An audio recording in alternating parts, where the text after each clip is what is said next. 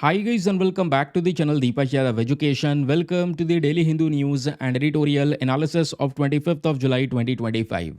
तो गाइस आज है तारीख 25 जुलाई 2025 और है फ्राइडे। देखेंगे आज के द हिंदू कंप्लीट न्यूज़पेपर को एनालाइज करेंगे। बट लेक्चर में आगे बढ़ने से पहले अगर आपको इस लेक्चर का पीडीएफ चाहिए तो क्या करना है, सबसे पहले डाउनलोड करना है टेलीग्राम, देन उसके बाद जाके सर्च बॉक्स में टाइप करना दीपक यादव एजुकेशन पीडीएफ। आपको ये टेलीग्राम चैनल मिल जाएगा, यहाँ से आप डेली बेसिस पे इन लेक्चर के पीडीएफ डॉक्यूमेंट्स को डाउनलोड कर पाओगे। नाउ हमेशा की तरह हम लोग अपने लेक्चर को एक मैप के क्वेश्चन के साथ स्टार्ट करेंगे। तो आज आप सभी को मैप में जाकर देखना है एम और रीजन को कहाँ पर है एग्जैक्टली लोकेटेड। इसको अच्छे से मैप में देखना, देन उसके बाद आकर नीचे कमेंट सेक्शन में टाइप करना, जिससे कि आप लोग इसको लंबे समय तक याद रख पाओगे। तो चलिए शुभ आरंभ करते हैं। और आज का सबसे पहला जो थंबनेल वाला आर्टिकल है वो तो इम्पॉर्टेंट है, उसको डिस्कस करेंगे पहले। लेकिन मैं आपको बता दूं, आज हमारे न्यूज़पेपर में चाहे वो एडिटोरियल का सेक्शन हो, टेक्स्ट एंड कॉन्टेक्स्ट हो, या दूसरी और भी इंपॉर्टेंट शॉर्ट न्यूज़ हो, बिजनेस न्यूज़ हो, जितने भी टॉपिक्स काम के होंगे वो सारे के सारे टॉपिक्स आपके कवर होने वाले हैं। मतलब complete newspaper analysis A to Z, जितनी भी जानकारी होगी वो सब मिलेगी विद प्रॉपर नोट्स। और जितना भी यहाँ पर आपका नोट्स का स्ट्रक्चर है, कैसे फॉर्म करना है, क्या क्या चीज़ें लिखनी है, वो भी आपको आर्टिकल से मिल जाती है। ठीक है, तो आइए दोस्तों, यहाँ पर आज का हमारा सबसे पहला आर्टिकल और सबसे ज़्यादा काम का आर्टिकल। यहाँ पे डिस्कशन हो रहा है एक बहुत ही ज़्यादा इम्पॉर्टेंट बायोलॉजिकल पार्क के बारे में, जिसका नाम है बनिरघता बायोलॉजिकल पार्क। प्लीज़ इसका नाम याद रखिएगा, क्योंकि देखो, जो नेशनल पार्क होते हैं, वाइल्ड लाइफ सेंचुरीज होती हैं, और इनकी जो लोकेशन है वो सबसे ज़्यादा पूछी जाती हैं यूपीएससी में। जितने भी आप प्रीवियस ईयर क्वेश्चन देखोगे, ज़्यादातर लोकेशंस पूछी गई है कहाँ पर एग्जैक्टली लोकेटेड है। तो पहली चीज़ जो आपने अपने नोट्स में लिख लेनी है, वो पहली लाइन यही है कि बनिरघता बायोलॉजिकल पार्क अभी तो न्यूज़ में बना हुआ है, और अभी ये एग्जैक्टली लोकेटेड कहाँ पर है, बेंगलुरु में आपको ये प्रेजेंट देखने को मिलेगा। तो बेंगलुरु में ये बायोलॉजिकल पार्क प्रेजेंट है। ये न्यूज़ में इसलिए है क्योंकि दोस्तों, इस वाले पार्क से 4 एशियन एलिफेंट्स को एक्सपोर्ट किया जा रहा है जापान में।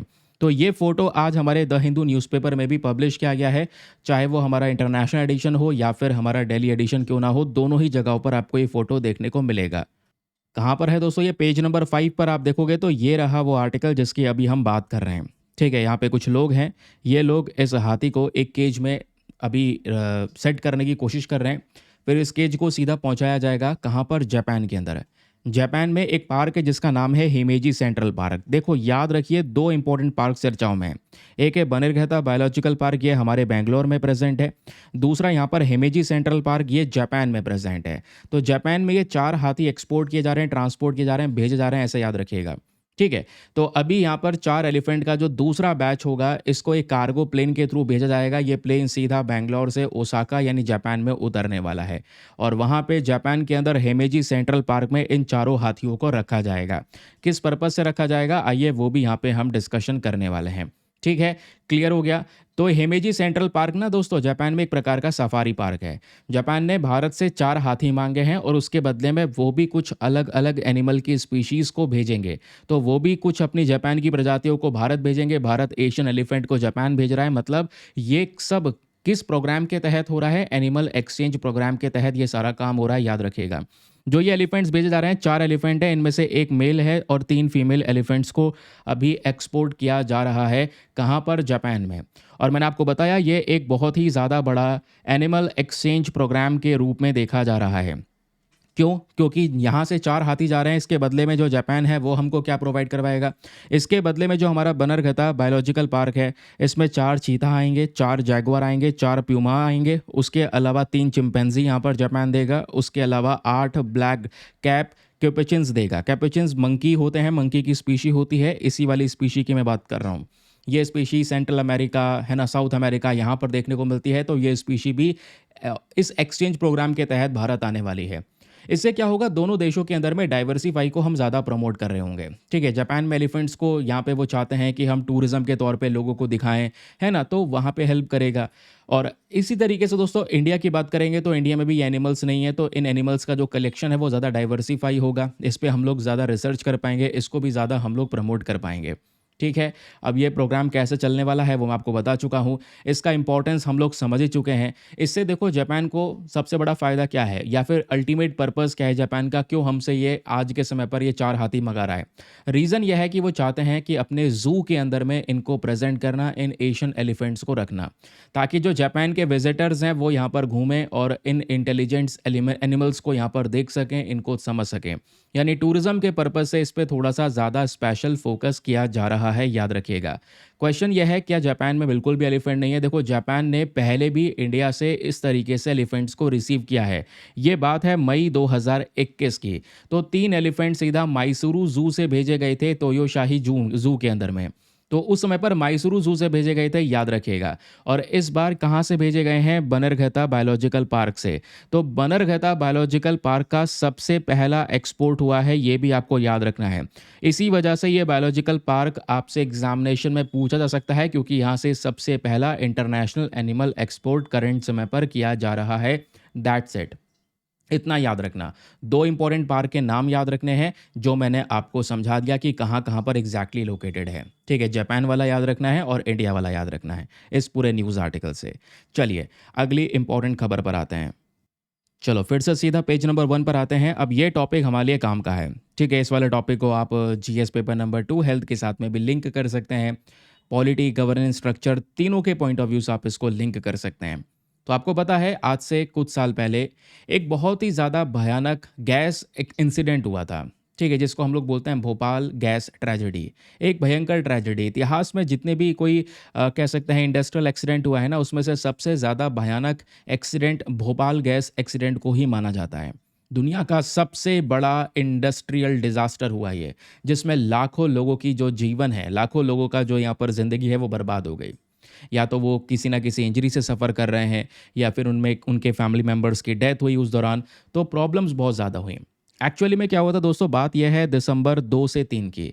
यहाँ पर बिल्कुल सर्दी का समय चल रहा था। 2-3 दिसंबर की रात की बात हो रही है। 2 दिसंबर को बिल्कुल एग्जैक्ट रात में, बीच रात में 1984 का ये टाइम था। 1984 में तो भोपाल के अंदर में एक प्लांट प्रेजेंट था, जिसका नाम है यूनियन कार्बाइड। ये आप लोग देखोगे दोस्तों, उस प्लांट की आज के समय पर हालात क्या हैं। पूरी तरह से जंग लग चुका है, आसपास पूरा जंगल बन चुका है, कोई यहाँ पर जाता नहीं। ये पूरा का पूरा जो प्लांट है, पूरा एकदम बर्बाद हो चुका है। ठीक है, क्यों? क्योंकि वही मैंने आपको बताया ना, 2 ऑफ दिसंबर रात में 1984 में एक भयानक लेवल पर हादसा होता है इस यूनियन कार्बाइड प्लांट में। हादसा क्या होता है कि इस प्लांट से एक गैस का लीकेज होना शुरू होता है। वो कौन सी गैस है? उसका नाम है मिथाइल आइसोसियानेट। याद रखिए, एग्जामिनेशन के लिए इंपॉर्टेंट है कि भोपाल गैस ट्रेजेडी में वो कौन सी गैस है जिसको मतलब जो बेसिकली लीक होती है, जिसकी वजह से इतनी बड़ी तबाही मचती है। वो मिथाइल आइसोसियानेट है। अब मिथाइल आइसोसियानेट अगर अकेले भी गैस रिलीज हो रहा था तो कोई बात नहीं थी, कोई प्रॉब्लम नहीं थी। अगर मिथाइल आइसोसियानेट वाटर के साथ में मिक्स हो जाता है तो ये गैस और भी ज़्यादा डेंजरस बन जाती है। ठीक है, जो बेसिकली यहाँ पर इस हादसे में हुआ। ठीक है, यहीं से पानी की पाइपलाइन भी जा रही थी, पानी की पाइपलाइन में लीकेज हो रहा था, मेंटेनेंस पे किसी ने ध्यान नहीं दिया, ह्यूमन एरर भी था, और लोग यहाँ पर बिल्कुल कह सकते हैं अंधाधुंध ये प्लांट चल रहा था, लॉस में था। इन्होंने पता ही नहीं कि भाई यहाँ पे हमें मेंटेनेंस करना है, इस स्ट्रक्चर को इम्प्रूव करना है, कोई भी काम नहीं किया गया। उसी के आधार पे क्या होता है, आप कह सकते हैं मिथाइल आइसोसियानेट नाम की जो ये गैस है वो रिलीज़ होती है, लीक होती है, और ये गैस सीधा पानी से मिक्स हो जाती है, जो नहीं होना था, लेकिन ये हो गया। और इसकी वजह से दोस्तों यहाँ पर ये गैस भोपाल में इस पूरे प्लांट के आस-पास के सभी क्षेत्रों में फैल गई। और लोगों ने, आप कह सकते हैं उस समय रात में सो रहे थे भई, ठंड का समय था, बिल्कुल बीच रात का समय था, लोग सो रहे थे। तो ये जो गैस है लोगों के नाक के थ्रू बॉडी में जाने लगी। तो लोगों को पता चलने लगा। फिर धीरे-धीरे करके यहाँ पर क्या हुआ, बहुत सारी इंजरीज़ होनी शुरू हो गई। ये जो गैस है, इस गैस ने इंटरनल ऑर्गन्स को डैमेज कर दिया। अभी उसके बारे में थोड़ा-सा समझेंगे हम कि एग्ज़ैक्टली इम्पैक्ट क्या हुआ। तो ये दोस्तों जहाँ पे भोपाल गैस ट्रेजेडी होती है ना, इतने साल हो गए इस ट्रेजेडी को हुए हुए। उसके बाद दोस्तों यहाँ पर आपको पता होगा कि जो भी विक्टिम हुए, जो भी पीड़ित थे इस पूरे हादसा के, उन सब पीड़ितों को कंपनसेशन देने की बात की गई। और जो ये यूनियन कार्बाइड कंपनी है दोस्तों, इसने बहुत सारा कंपनसेशन ऑलरेडी पे किया है, बहुत सारा पैसा यहाँ पर दिया भी है, इन लोगों को दिया गया है। दूसरी तरफ यहाँ पे अब ये बात हो रही है कि देखो, जब ये कंपनसेशन दिया जा रहा था तो सबके फॉर्म भरे जा रहे थे। फॉर्म ये भरे जा रहे थे कि भाई किसको कितनी इंजरी हुई है। डेथ हुई है तो कंपनसेशन यहाँ पर उसके परिवार वालों को ज़्यादा है। किसी को परमानेंट इंजरी हो चुकी है, पूरे जीवन भर उसी इंजरी से वो रहने वाला है, परमानेंट डिसेबिलिटी हो चुकी है, अब वो देख नहीं सकता, ठीक है? कह सकते हैं विजिबिलिटी लॉस हो चुका है, तो इस कंडीशन में जो मुआवज़ा है वो ज़्यादा दिया गया है। लेकिन कुछ केसेस में टेम्पररी डिसेबल भी देखने को मिला है, यानी थोड़े समय के लिए कोई ऐसी इंजरी हुई है जो थोड़े समय के लिए थी, उसके बाद ठीक हो जाएगी। या मिनी इंजरी हुई है, तो मिनी इंजरी वाले केसेस में जो मुआवज़ा, जो कंपनसेशन दिया गया है लोगों को, वो बहुत ज़्यादा कम दिया गया है। लेस कंपनसेशन इनको प्रोवाइड करवाया गया है। तो ये सभी लोग जिनको कंपनसेशन कम मिला है, ये लोग आज के समय पर सुप्रीम कोर्ट में जा चुके हैं और सुप्रीम कोर्ट में दोस्तों एक पिटीशन को फाइल किया गया है, याद रखिएगा। अब ये पिटीशन किस चीज़ को लेकर है? इस पिटीशन में सुप्रीम कोर्ट से ये बताया जा रहा है कि जब ये फॉर्म्स के अंदर में चीज़ें मेंशन की गई थीं, तो बहुत सारे लोग ऐसे हैं जिनको परमानेंट डिसेबिलिटी का भी शिकार बनना पड़ा है। उनको परमानेंट इंजरी हो चुकी है, मैसिव इंजरी हो चुकी है, लेकिन उनका नाम केवल माइनर इंजरी में रखा गया। और माइनर इंजरी में रखने की वजह से क्या हो गया, यहाँ पर मिसक्लासिफिकेशन हो गया। और इस मिसक्लासिफिकेशन की वजह से वो जो विक्टिम्स हैं, जो पीड़ित थे इस पूरे गैस लीक के, उनको जितना मुआवजा मिलना था वो मुआवजा नहीं मिल पाया। तो आज के समय पर उस मुआवजे की डिमांड की जा रही है, जो इनको नहीं मिल पाया, वो कंपनसेशन नहीं मिल पाया। तो सुप्रीम कोर्ट में पिटीशन डाला गया। सुप्रीम कोर्ट ने मध्य प्रदेश की हाई कोर्ट से कह दिया भाई कि भोपाल के गैस विक्टिम्स क्या कह रहे हैं, ये सुनो जरा इनकी बात, है ना? इनका जो क्लेम है इस पे थोड़ा कार्रवाई करो, इन्वेस्टिगेशन बैठाओ, क्या एग्जैक्टली ऐसा ही हुआ था? क्या जो भी इलनेस है उसको मिसक्लासीफाई किया गया था? मिसक्लासीफाई आप समझ गए कि जिसको यहाँ पे मान लो बहुत बड़ा डैमेज हुआ है, तो उसका नाम केवल माइनर इंजरी में रख दिया गया कि उसको थोड़ा सा डैमेज हुआ है, उसी के हिसाब से उसको मुआवजा दे दिया गया, यानी उस व्यक्ति को मुआवजा कम मिला है। तो वह सभी लोग आज के समय पर अपने टॉप कोर्ट यानी सुप्रीम कोर्ट से गुहार लगा रहे हैं, सुप्रीम कोर्ट के ऊपर में जोर डाल रहे हैं कि भाई जो ये उनके साथ में हुआ है ये गलत हुआ है। उनको कैटेगराइज किया गया और मिस क्लासीफाई किया गया, तो आज के समय पर वो करेक्शन की डिमांड करते हैं। वो ये कहते हैं कि उनको ज़्यादा बेहतर कंपनसेशन मिलना चाहिए था, ताकि जीवन भर का मेडिकल ट्रीटमेंट करवा सकें। भाई किसी को परमानेंट डिसेबिलिटी हो चुकी है, जीवन भर ट्रीटमेंट चल रहा है, और अभी उसको केवल और केवल माइनर इंजरी में कवर करके थोड़ा सा पैसा दे दिया गया था। तो वही बोला जा रहा है कि एक एडिक्वेट मामले में कंपनसेशन इनको दिया जाए। आई होप आपको एक क्लैरिटी मिल चुकी है। एक्चुअली में एक चीज़ और भी हुई है। देखो, यहाँ पे ये भी बोला जा रहा है कि कुछ लोग जो ऐसे हैं जो इस ट्रेजेडी से सर्वाइव कर गए, बच गए, लेकिन आज के समय पर या तो कह सकते हैं उनको कैंसर हो चुका है, या किडनी फेलियर उनकी हो चुकी है, ठीक है, किडनी फेल हो चुकी है इस टॉक्सिक गैसेस की वजह से। तो इन सभी लोगों को केवल माइनर इंजरी में कवर करके थोड़ा सा मुआवजा देना ये सही नहीं था, क्योंकि इनका जो ट्रीटमेंट चलना है वो जीवन भर चलना है। तो यही बोला जा रहा है कि जितने भी केसेस हैं इनको वापस से देखा जाए। और ये बात सुप्रीम कोर्ट में जब पिटीशन के फॉर्म में डाली गई, तो सुप्रीम कोर्ट ने मध्य प्रदेश के हाई कोर्ट से कह दिया है, ज़रा ध्यान दो इस बात पे और देखो ये लोग क्या कह रहे हैं।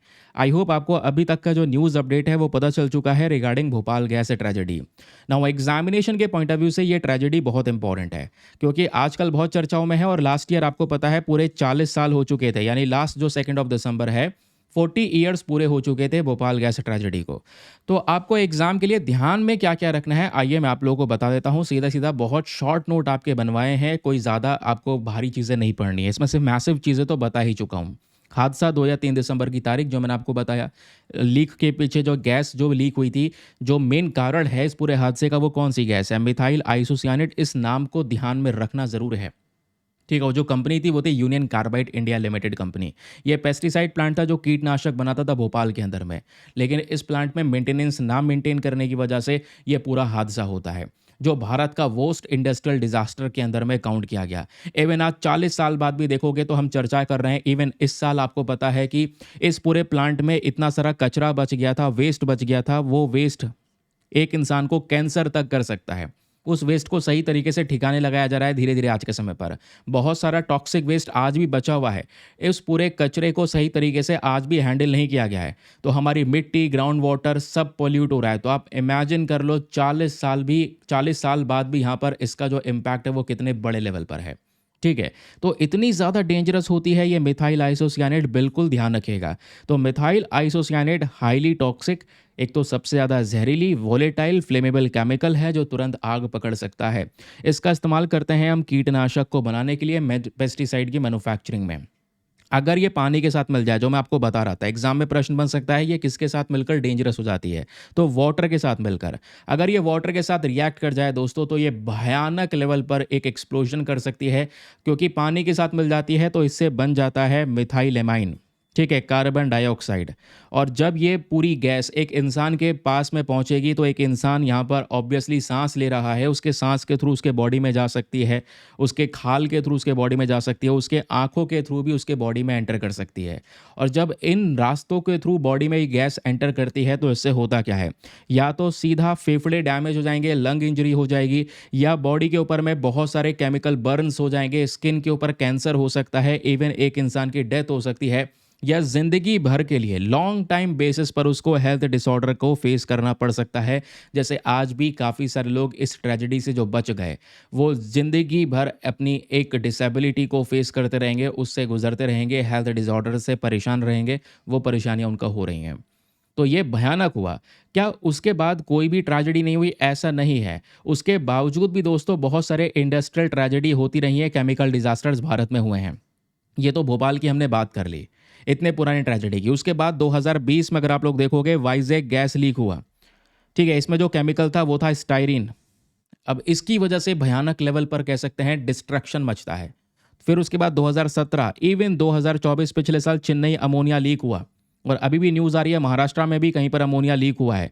तो ये केसेस यहाँ पर आज भी बरकरार हैं, यानी आज भी केमिकल इंडस्ट्रियल एक्सीडेंट्स हो रहे हैं। ये चीज़ हमको क्या दर्शाता है? ये दर्शाता है कि हम लोग कहाँ पर हैं, हम लोग कोई लेसन नहीं लिए भोपाल गैस ट्रेजेडी से। और प्रॉब्लम यहाँ पर यह है कि इतने सारे जब केमिकल डिजास्टर्स होते हैं, तो उसके पीछे का सबसे मेन कारण होता है सिस्टम फेलियर। भाई एक इंसान की गलती है, आपने मेंटेनेंस सही से नहीं रखा है, पुरानी टेक्नोलॉजी का इस्तेमाल कर रहे हैं, तो सिस्टम फेलियर होगा। फिर उसके बाद दूसरा नेचुरल डिजास्टर हो सकता है, भारी तूफान, बाढ़ हो सकता है, उसके अलावा भूकंप हो सकता है, इससे भी प्लांट डैमेज हो सकता है। जैसे फुकुशिमा जापान के अंदर 2011 में सुनामी की वजह से, भूकंप की वजह से वो डिजास्टर मचा, डिस्ट्रक्शन हुआ। फिर बात आती है वेस्ट मैनेजमेंट के बारे में। जब हम बात करते हैं वेस्ट मैनेजमेंट की, तो दोस्तों जो भी हैजार्डस वेस्ट है, जो भी यहाँ पर ये जहरीला कूड़ा इसमें से निकलता है, उसको सही तरीके से मैनेज ना करना, ये सब आज की हमारी सबसे बड़ी गलतियां हैं, जिसकी वजह से ये इंडस्ट्रियल एक्सीडेंट्स आज भी बरकरार हैं, हो रहे हैं बड़े लेवल पर, और लोगों की जान भी जा रही है। अब ये केमिकल डिजास्टर किस तरीके से एक इंसान को इम्पैक्ट करते हैं? सबसे पहले उसके रेस्पिरेटरी सिस्टम को डैमेज करते हैं, या फिर आप कह सकते हैं कि बर्थ डिफेक्ट्स होने लगते हैं। जो भी व्यक्ति इस गैस के शिकार में आ गया, इन केमिकल्स के शिकार में आ गया, आगे यहाँ पर वो कह सकते हैं किसी बच्चे को जन्म देता है, उस बच्चे में भी बहुत सारे डिफेक्ट्स देखने को मिलेंगे, जो एग्जैक्टली हुआ भी है। ठीक है, भोपाल में भी यहाँ पे आपको ये देखने को मिलेगा। रिप्रोडक्टिव हेल्थ इश्यूज हो सकते हैं। उसके अलावा एनवायरनमेंट पे भी नुकसान पहुंचेगा, केवल इंसान नहीं, हमारे एनवायरनमेंट पर भी नुकसान पहुंचता है। जैसे कि सबसे पहली चीज़, चाहे हमारी मिट्टी हो, हवा हो, पानी हो, ये सारा का सारा पल्यूट होता नजर आएगा। लॉन्ग टर्म बेसिस पर प्लांट्स और एनिमल्स की स्पीशीज़ भी डैमेज होती हैं इन गैस लीक की वजह से। तो इनका इम्पैक्ट बहुत बड़े लेवल पर है। भोपाल गैस ट्रेजेडी की जब हम लोग बात करते हैं, तो 5 लाख लोग दोस्तों इस गैस ट्रेजेडी में एक्सपोज हुए थे, मतलब इसके कांटेक्ट में आए 5 लाख लोग। फिर कुछ लोग ऐसे थे, मतलब 5,58,125 इंजरीज हुई लोगों को, जिसमें से 38,000 के आसपास टेम्पररी इंजरी हैं, लेकिन दोस्तों 4,000 के आसपास सीवर इंजरी हैं, जहां पर लोग परमानेंट डिसेबिलिटी को फेस कर रहे हैं। तो वही लोग यहाँ पर ये कह रहे हैं कि हमको माइनर इंजरी दिखा कर कि इसको कुछ नहीं हुआ है, थोड़ी बहुत चोट लगी है, उसके आधार पर इनको कंपनसेशन दे दिया गया। वो आज डिमांड करते हैं कि भाई हमें दोबारा से इसको देखा जाए, दोबारा रिक्लासीफाई किया जाए, हमें तो ट्रीटमेंट ज़िंदगी भर करवाना पड़ रहा है ना। तो ये जो एक पर्याप्त कंपनसेशन था, पर्याप्त मुआवजा है, वो नहीं मिल पाया है। तो उस चीज़ की डिमांड वापस से दोस्तों करंट समय पर की जा रही है। हालांकि भारत के अंदर में इस तरीके से केमिकल गैस डिजास्टर्स को मैनेज करने के लिए इंपॉर्टेंट लॉज हैं, इंपॉर्टेंट इनिशिएटिव हैं। वो बात अलग है कि वो लागू नहीं हो पाते हैं या लागू हम लोग करते नहीं हैं, है ना। तो यहाँ पर आप देखोगे लॉज की जब बात करते हैं, तो हमारा एनडीएमए की गाइडलाइंस हो गई, एनवायरमेंटल प्रोटेक्शन एक्ट हो गया, भाई केमिकल एक्सीडेंट रूल्स हो गए, फैक्ट्री एक्ट हो गया, एक्सप्लोसिव्स एक्ट हो गया, पब्लिक लायबिलिटी इंश्योरेंस एक्ट हो गया, ठीक है, जो तुरंत कंपनसेशन देने की बात करता है। कोई भी डिजास्टर हुआ है, उसमें जो भी प्रताड़ित है, जो भी विक्टिम है, उसको तुरंत मुआवजा दिया जाए। एक्सप्लोसिव एक्ट क्या करता है कि भाई जितने भी हैजार्डस जहरीले सब्सटेंस है, उसको सेफ तरीके से, सही तरीके से हैंडल किया जा सके। फैक्ट्रीज एक्ट क्या करता है, जितने भी हैजार्डस इंडस्ट्रीज है, वहाँ पर सेफ्टी नियम होने चाहिए। तो ऐसे लॉज हमारे पास में मल्टीपल हैं, लेकिन क्या ये सारे के सारे लॉज लागू हो रहे हैं? तो क्वेश्चन है, इस क्वेश्चन का आंसर होगा नहीं। अगर लॉज लागू हो रहे होते अच्छी तरीके से, इंस्पेक्शन हो रहा होता, सभी फैक्ट्रीज पे ध्यान रखा गया होता, तो ऐसे हादसे दोबारा नहीं होते भोपाल गैस ट्रेजेडी के बाद, जो आज भी हो रहे हैं। इवन 2024 2025 में आपको पता है ना, लेटेस्ट केस अभी जो न्यूज़ आ रही है वो महाराष्ट्र से भी आ रही है। महाराष्ट्र में भी एक अमोनिया लीक का कोई केस निकल कर आ रहा है। समझ गए? चलिए आगे आते हैं अगले न्यूज़ आर्टिकल पर। नाउ नेक्स्ट आर्टिकल पर बढ़ने से पहले एक इंपॉर्टेंट इन्फॉर्मेशन, अगर आप लोग हमारे पेड ग्रुप्स को ज्वाइन करना चाहते हैं, आपके पास में बढ़िया मौका है इसको ज्वाइन करने के लिए। यहाँ पर आपको डेली बेसिस पे करंट नोट्स के पीडीएफ वगैरह प्रोवाइड करवाए जाते हैं। फॉर एग्जांपल इन्हीं पीडीएफ्स की बात कर रहा हूँ। जो ये पीडीएफ आप देख पा रहे हो शानदार सा, हर एक इंपॉर्टेंट चीज़ें यहाँ पर मेंशन की गई है। भोपाल गैस ट्रेजेडी आपके 2 पेज में समाप्त हो गया, ठीक है। इंपॉर्टेंट लॉज वगैरह मेंशन करे गए। ऐसे हम अभी एक एडिटोरियल डिस्कस करेंगे इंडिया यूके के फ्री ट्रेड एग्रीमेंट को लेकर। प्रीलिम्स के कुछ आर्टिकल हैं, मेंस के आर्टिकल हैं, सबके नोट्स आपके दोस्तों यहाँ पर शानदार तरीके से क्रिएट करवाए जाते हैं। तो आपका जो टाइम है ना वो बहुत ज़्यादा बच जाता है। न्यूज़पेपर भी कवर हो गया, नोट्स भी हाथों हाथ कवर हो गए। ये पीडीएफ हिंदी और इंग्लिश दोनों भाषाओं में प्रोवाइड करवाई जाती है, लेकिन ये पीडीएफ्स आपको मिलती कहाँ है? हमारे पेड ग्रुप में। और इस पेड ग्रुप को ज्वाइन करने का जो फ़ी पेमेंट है वो बहुत ही ज़्यादा मिनिमम है, just 499 for the lifetime access. जब तक आपका सिलेक्शन ना हो जाए तब तक आप 499 में इस ग्रुप को ज्वाइन करवा के रख सकते हैं। और ज्वाइन करने के लिए करना क्या है? व्हाट्सएप पर जाना, यहाँ पर आपको एक नंबर दिया गया है 8534873368। इस नंबर पर मैसेज कर देना कि I want to join this group. वहाँ पे आपको रिप्लाई मिलेगा, पेमेंट का प्रोसेस दिया जाएगा। उससे ज़्यादा इंपॉर्टेंट आपको डेमो वीडियो का लिंक मिलेगा, उसको देख सकते हैं, चेक कर सकते हैं। अपने आप को सेटिस्फाई करने के बाद में जाकर ये इन्वेस्टमेंट कर सकते हैं, ठीक है। सभी पीडीएफ्स होंगे, चाहो तो प्रिंट आउट निकलाओ, चाहो तो आप एज इट इज़ इसको रीड कर सकते हैं अपना डिजिटली, ठीक है। और ये अमाउंट आपका रिकवरेबल है, याद रखिएगा। हैंड टू हैंड ये अमाउंट रिकवर हो जाएगा जो 499 आप इन्वेस्ट करेंगे, क्योंकि जो पीडीएफ है वो रेगुलर तो मिलेंगी आपको। अगर आप मान लो आज ग्रुप को ज्वाइन कर लेते हैं, आज से तो सारी पीडीएफ मिलने वाली हैं। पुरानी सारी पीडीएफ्स आपके हाथ में भी आ जाएंगी, सारी पुरानी पीडीएफ। इवन चाहे आप लोग इस 2025 की बात कर रहे हो तो जनवरी से अभी तक की सारी पीडीएफ आपके हाथ में होंगी। तो अमाउंट आपका तुरंत रिकवर हो जाएगा, ठीक है। चलिए आगे आते हैं अगली खबर पर। अब अगला जो आर्टिकल है बेसिकली वो हमारा एडिटोरियल है, लेकिन उस एडिटोरियल को डिस्कस करने से पहले आपके कुछ छोटे छोटे न्यूज़ आर्टिकल हैं आज के पेपर में, वो भी आपको पता होने चाहिए। जैसे हम लोगों ने परसों ही डिस्कस कर लिया था इंडिया यूके के बारे में, तो आपको पता है रिसेंटली प्रधानमंत्री नरेंद्र मोदी यूके के विजिट पर जाते हैं, ठीक है। यूनाइटेड किंगडम के विजिट पर गए, और यूनाइटेड किंगडम की विजिट पर जाने के पीछे का मेन पर्पज़ था एक अग्रीमेंट को साइन करना, which is free trade agreement. यह है कॉम्प्रहेंसिव इकोनॉमिक ट्रेड एग्रीमेंट। ये ऐसा ट्रेड एग्रीमेंट है दोस्तों जिसमें मेन पर्पज़ है हमारा कि हम व्यापार के रास्ते को खोल सकें और इंडिया यूके के बीच में ज़्यादा से ज़्यादा व्यापार हो सके। तो इसको लेकर डिस्कशन बहुत समय से चल रहा था। फाइनली ये अग्रीमेंट साइन हो चुका है। अब इस अग्रीमेंट से भारत की कौन कौन सी इंडस्ट्रीज़ को फ़ायदा मिलेगा, या ब्रिटेन की कौन कौन सी इंडस्ट्रीज़ को फ़ायदा मिलेगा, अभी आपको जानकारी मिल जाएगी। अभी आपको ये भी पता होगा पीएम मोदी की जो ये विजिट है यूके वाली वो समाप्त हो चुकी है। वो करंट समय पर मालदीव्स पहुंच चुके हैं, क्योंकि मालदीव्स का दोस्तों यहाँ पर एक इंडिपेंडेंस डे सेलिब्रेशन हो रहा है, और इंडिपेंडेंस डे के दौरान मालदीव्स ने इंडिया को इनवाइट किया है। तो पीएम मोदी यहाँ पर उस इनविटेशन के तौर पर पहुँचे हैं। तो वो उसको लेकर भी कल न्यूज़ आर्टिकल पब्लिश होंगे, आज भी पब्लिश हुए हैं। बट अभी रुक जाओ, कोई एग्रीमेंट वगैरह साइन होगा तो मालदीव्स के बारे में सेपरेटली डिस्कशन होगा। यहाँ पे दोस्तों हम बात कर लेते हैं यूके वाले किस्से के बारे में। तो इंडिया और यूके के बीच में दोस्तों व्यापार तो होता है, लेकिन जब भी व्यापार होता है तो आपको पता है जो 2 कंट्रीज़ हैं वो आपस में टैक्सेस को इम्पोज करती हैं। फॉर एग्जाम्पल जैसे मान लो यहाँ पर इंडिया से कोई सामान एक्सपोर्ट हो रहा था यूके के अंदर में, और यूके से कोई सामान इंडिया में आ रहा था, तो इंडिया उसके ऊपर टैक्स लगाता है जब वो सामान भारत आता है, या यूके में जब भारत का सामान जाता है तो यूके उस पर टैक्स लगाता है। इस टैक्स को हम कई बार टैरिफ भी कह देते हैं। लो टैक्स लगने की वजह से वो जो सामान है वो महंगा हो जाता है। सबसे बड़ा एग्जाम्पल, मान लो यूके से कोई सामान आया है, ठीक है, तो उस सामान पे इंडिया ने टैक्स लगा दिया। टैक्स लगा दिया तो महंगा हो जाएगा, लोग कम परचेज करेंगे उसे, तो व्यापार बढ़ेगा नहीं। तो व्यापार को बढ़ाने के लिए ये जो अलग से टैक्स लगाए जा रहे हैं, इन टैक्स को हटाना पड़ेगा, या तो कम कर दो या फिर हटा दो। जिससे क्या होगा, सामान दोनों देशों में एक दूसरे देशों का सामान सस्ता हो जाएगा। जब सस्ता हो जाएगा तो लोग परचेज भी करेंगे, डिमांड बढ़ेगी, डिमांड बढ़ेगी तो एक दूसरे के देशों में उनके सामान का प्रोडक्शन बढ़ेगा, व्यापार बढ़ेगा। और इस टैक्स को हटाने के लिए कोई अपनी मर्जी से टैक्स तो हटाता नहीं, तो इसके लिए यहाँ पर एक एग्रीमेंट साइन किया गया है। और कई सारे प्रकार के एग्रीमेंट होते हैं जिसको हम बोलते हैं फ्री ट्रेड एग्रीमेंट। तो फ्री ट्रेड एग्रीमेंट में एक प्रकार होता है कॉम्प्रहेंसिव इकोनॉमिक ट्रेड एग्रीमेंट। तो इंडिया यूके ने मिलकर थर्सडे में ये कॉम्प्रहेंसिव इकोनॉमिक ट्रेड एग्रीमेंट को साइन कर लिया है। ये भी एक प्रकार का फ्री ट्रेड एग्रीमेंट है। और इस फ्री ट्रेड एग्रीमेंट से क्या होगा, दोनों देशों के बीच का जो व्यापार है वो बहुत ही ज़्यादा एक्सपैंड होगा, बहुत ही ज़्यादा बढ़ेगा। ठीक है। हमने पहले जो टारगेट रखा था वो ये रखा था कि इंडिया यूके मिलकर 2030 तक अपना एक नया विजन सेट करेंगे। अभी उस विजन को रिप्लेस कर दिया गया है और बोला जा रहा है 2035 तक हम अपने दोनों एक दूसरे देशों के व्यापार पे बेहतरीन तरीके से काम करेंगे। जब ये ट्रेड एग्रीमेंट साइन हो जाता है तो इसी के आधार पर पीएम मोदी यहाँ पर ये कहते हैं कि इस फ्री ट्रेड एग्रीमेंट की डील से भारत के कौन कौन से सेक्टर को फ़ायदा मिलेगा। सबसे पहले हमारे किसानों को फ़ायदा मिलेगा, हमारे जो मछुआरे हैं उनको फ़ायदा मिलेगा, क्योंकि बहुत सारा जो सी फूड है इंडिया प्रोड्यूस करता है। बहुत सारी मछलियाँ पकड़ लेते हैं यहाँ पर ये फार्मर्स, सॉरी फिशरमैन्स, और उसको एक्सपोर्ट भी करते हैं। तो वो एक्सपोर्ट हो सकेगा यूके के अंदर में। तो हमारे फार्मर्स को फ़ायदा मिलेगा, छोटी छोटी जो एंटरप्राइजेस है उनको फ़ायदा मिलेगा। भारत के जो लेदर के चप्पल हैं, जूते हैं, वो यहाँ पर यूके परचेज करेगा। बहुत सारा जो कह सकते हैं ज्वेलरी एक्सपोर्ट है, आभूषण है, उनको परचेज करेगा। ठीक है। तो ये सब चीज़ें यहाँ पर यूके में सस्ती बिकेंगी यानी एक्सपोर्ट इनका ज़्यादा होने वाला है। तो इन सब इंडस्ट्रीज़ को इंडिया में ज़्यादा फ़ायदा होगा। समझ गए।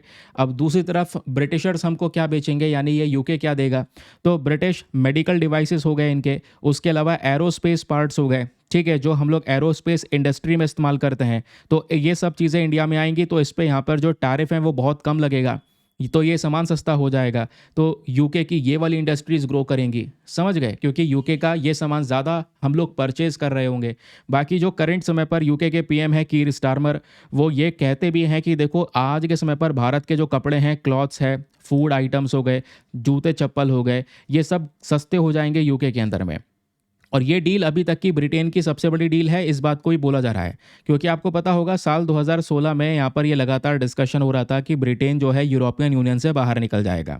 तो ब्रिटेन फाइनली यूरोपियन यूनियन से बाहर निकल गया, जिसको हमने ब्रेक्जिट का नाम दिया। तो ब्रेक्जिट के बाद इस प्रकार से व्यापार को लेकर किसी भी देश के साथ में यूके ने डील नहीं की थी। फाइनल डील जो हुई है दोस्तों, सबसे पहली डील ब्रेक्जिट के बाद वो इंडिया के साथ में हो पाई है। और इंडिया के साथ में अब ये व्यापार देखेंगे किस तरीके से आगे ग्रो करेगा। अभी तो ये डील कल ही साइन हुई है। अब एक्सपोर्ट इंपोर्ट में क्या बदलाव आएगा वो आपको 1 साल बाद या 6 महीने के बाद की रिपोर्ट्स में पता चलने वाला है। ये क्लियर हो गया, ये आपको न्यूज़ आर्टिकल समझ में आ गया। अब आगे की बात सुनिए।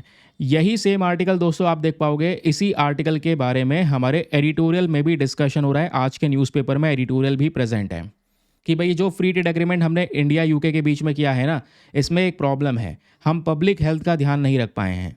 ठीक है, ये बात इस एडिटोरियल में एक्सप्लेन की जा रही है कि हमें पब्लिक हेल्थ का ध्यान रखना था। हमने यूके से जो उल्टे सीधे आइटम हैं, यानी ऐसे आइटम जिसको हम बोलते हैं HFSS, मैंने आपको कई बार पढ़ाया है। ठीक है, तो ये क्या होता है, जिसमें हाई फैट होता है, हाई शुगर होता है, हाई सॉल्ट आइटम्स होता है, यानी बहुत सारा जंक फूड यूके हमको बेचने वाला है, चॉकलेट्स बेचने वाला है, जो बेसिकली आज हम इंडिया में रोक लगाने की बात करते हैं, जिससे इंडिया में लगातार प्रॉब्लम्स या बीमारियां बढ़ रही हैं, वही चीज़ें यूके हमको बेचेगा।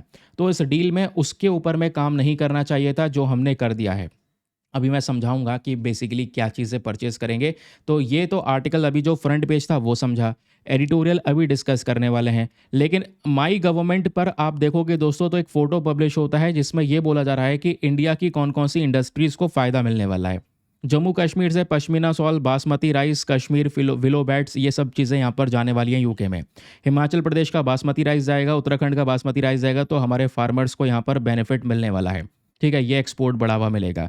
पंजाब से देखोगे दोस्तों तो यहाँ पर पंजाब से भी बहुत सारे जो स्पोर्ट्स गुड्स हैं वो जाने वाले हैं। ठीक है, जो स्पोर्ट्स आइटम्स बनाए जाते हैं। बासमती राइस भी जाने वाला है, दिल्ली से बासमती राइस जाएगा। राजस्थान से बहुत सारा ज्वेलरी, जेमस्टोन जाने वाला है, जो आभूषण है वो राजस्थान से जाने वाले हैं।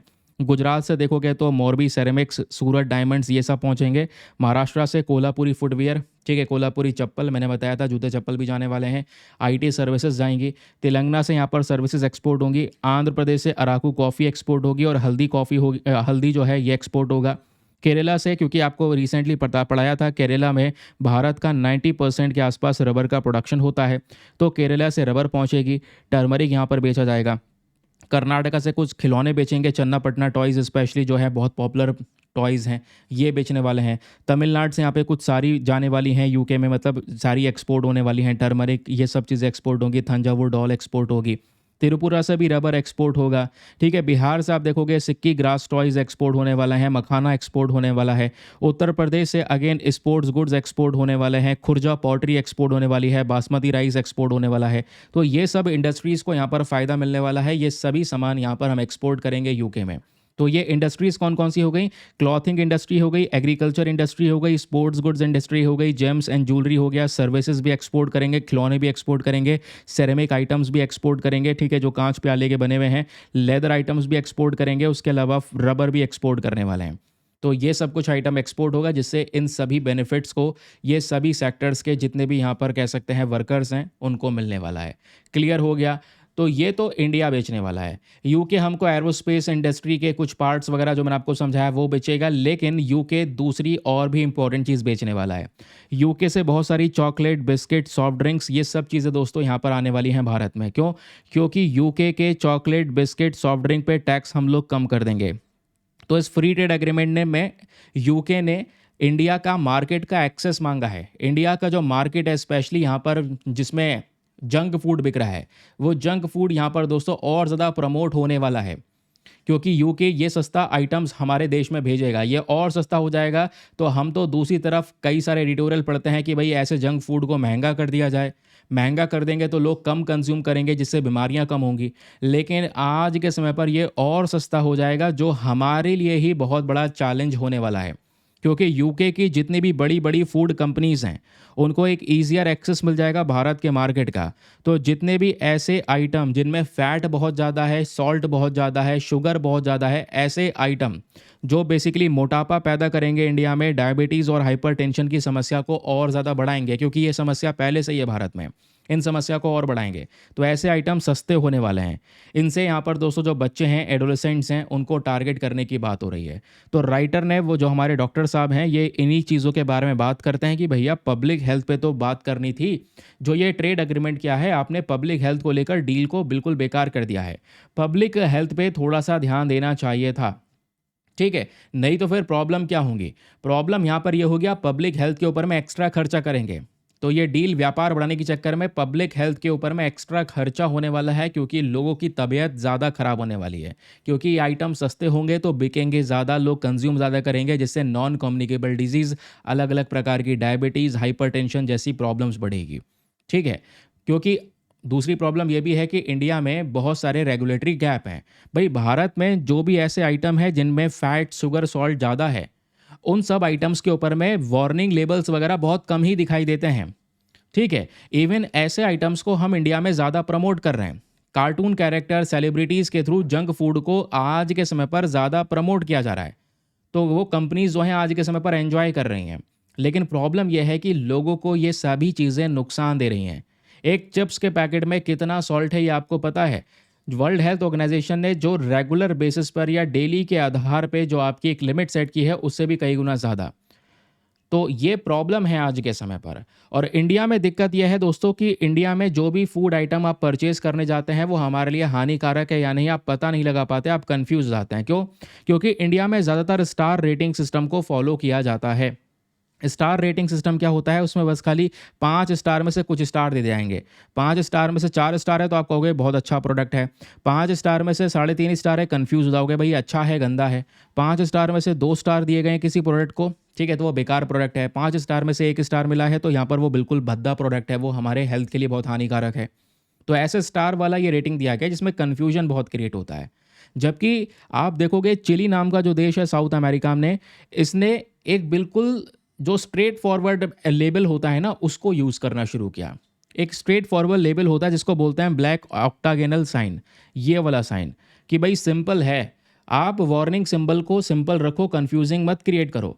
आपने स्टार रेटिंग सिस्टम मेंशन कर दिया, 5 में से 3.5 स्टार, इंसान कंफ्यूज है, हालांकि वो प्रोडक्ट उसके लिए हानिकारक है, वो सोच रहा है सही है मेरे लिए, तो कंफ्यूज हो गया। तो ये इससे मिसलीड ज़्यादा हो रहे हैं कंज्यूमर्स।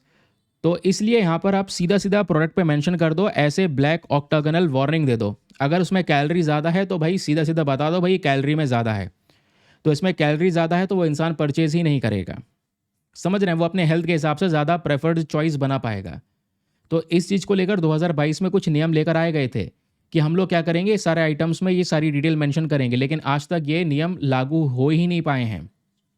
सबसे बड़ी प्रॉब्लम दूसरी ये आती है कि इंडिया में जितने भी प्रोसेस फूड हैं, तले भुना खाना है और या फिर ऐसे आइटम जिनमें फैट, शुगर, सॉल्ट ये बहुत ज़्यादा है, ऐसे अल्ट्रा प्रोसेस्ड फूड्स की बिक्री भारत में बढ़ती चली जा रही है। और इंडिया में कितनी बिक्री बढ़ी है 2011 से लेकर 2021 में देखोगे दोस्तों, तो इंडिया में ये सारी इंडस्ट्रीज़ 13.3% से ग्रो होती हुई नजर आई हैं। स्टडी ये शो करता है कि इन्हीं सब चीज़ों को खाने पीने की वजह से मोटापा इंडिया में बढ़ा है, डायबिटीज़ के केसेस बढ़े हैं, स्पेशली डायबिटीज़ के केसेस अब बच्चों में भी देखने को मिल रहे हैं। ठीक है, ये है प्रॉब्लम। इनसे नॉन कम्युनिकेबल डिजीज़ और ज़्यादा बढ़ेंगी, हमारा हेल्थ इंफ्रास्ट्रक्चर डैमेज होगा। तो लास्ट में राइटर ने कुछ सोल्यूशन दिए हैं। सोल्यूशन ये दिए हैं कि सर चलो अब आइटम्स आ रहे हैं, ठीक है, यूके से, अब क्या करें, डील हो गई तो हो गई। लेकिन ये ध्यान में रखना कि कुछ ऐसे आइटम जो बच्चों को टारगेट कर रहे हैं उनके ऊपर में थोड़ा सा रोक लगाया जाए, क्योंकि हम बच्चों के साथ में, बच्चों की हेल्थ के साथ में कॉम्प्रोमाइज़ नहीं कर सकते। कुछ वार्निंग लेबल वगैरह पे काम किया जाए ताकि एक सटीक वार्निंग उसमें लिखी जा सके। उसके अलावा दोस्तों यहाँ पे क्या हो सकता है, हम अपने देश के अंदर अलग अलग स्कूल के अंदर में high fat sugar salt board बना सकते हैं। कुछ ऐसे बोर्ड बना सकते हैं जहाँ पे स्कूल में जो मील्स वगैरह बच्चों को दी जा रही है, स्कूल के कैंटीन में जो जितना भी सामान बच्चों को मिल रहा है, वो उनके लिए, उनकी हेल्थ के लिए हानिकारक ना हो। तो इसके लिए हर एक स्कूल में बोर्ड बनाना। और लॉन्ग टर्म बेसिस पे अगर आप यहाँ पे काम करना चाहते हैं तो भैया जब भी फ्री ट्रेड एग्रीमेंट दूसरे देशों के साथ में करना है, यहाँ से एक सीख ले लो कि यूके के साथ में फ्री ट्रेड एग्रीमेंट किया तो हम लोगों ने अपने आप को हेल्थ के आधार पर नुकसान पहुँचा लिया है। लेकिन अगर भविष्य में किसी और दूसरे देश के साथ में फ्री ट्रेड एग्रीमेंट होती है तो एक पब्लिक हेल्थ एक्सपर्ट को ज़रूर से लेकर जाना साथ में, ताकि पब्लिक हेल्थ एक्सपर्ट भी ध्यान दे सके कि आप किस चीज़ को लेकर एग्रीमेंट कर रहे हैं, क्योंकि हेल्थ भी सबसे ज़्यादा ज़रूरी चीज़ है जिस पे ध्यान देना बहुत ज़्यादा आवश्यक है। आई होप आपको ये क्लैरिटी मिल चुकी है। तो भले ही यहाँ पर ये जो एग्रीमेंट है ये हमारी इकोनॉमी को बूस्ट कर सकता है, लेकिन हमारे हेल्थ के अंदर में बड़ी तबाही मचा सकता है, जहाँ पे लोगों को डायबिटीज़, ओबेसिटी, इन सब चीज़ों का शिकार बना सकता है। आई होप आपको ये क्लैरिटी मिल चुकी है। समझ गए क्या मामला चल रहा है। इंडिया यूके का ट्रेड एग्रीमेंट हमने समझ लिया। मैं चाहता हूं कि आप इसी वाले आर्टिकल पर या इसी एडिटोरियल पर एक मेंस का क्वेश्चन लिखें। तो इस मेंस के क्वेश्चन को मैं प्रोवाइड करवा रहा हूं। इसका उत्तर लिखने के बाद में सबमिट कहाँ पे करना है वो जस्ट अभी मैं आपको बता दूंगा। पहले प्रश्न देख लेते हैं। प्रश्न क्या है? क्वेश्चन यहाँ पर यह है कि फ्री ट्रेड एग्रीमेंट, जो ये एग्रीमेंट है, ये इकोनॉमिकली यानी आर्थिक स्थिति में देखोगे तो काफ़ी ज़्यादा फायदेमंद है, क्योंकि इससे व्यापार बढ़ेगा।